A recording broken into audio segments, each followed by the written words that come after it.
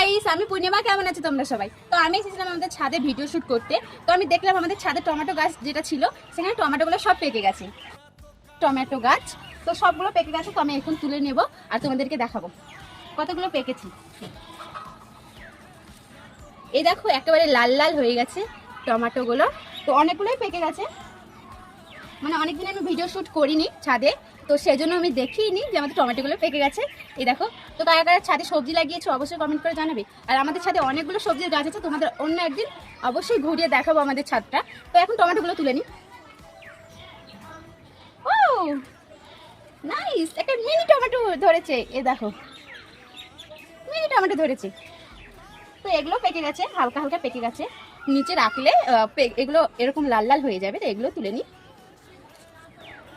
তো তোমরা কারা কারা ছাদে সবজি লাগানো পছন্দ করো অবশ্যই বলবে। আর আমাদের ছাদে অনেকগুলো সবজির গাছ আছে, তোমাদের অন্য একদিন ভিডিওতে দেখাবো। তো আমি এখন টমেটোগুলো তুলে নিই। তো দেখা হচ্ছে অন্য ভিডিওতে। এখনকার মতো টাটা।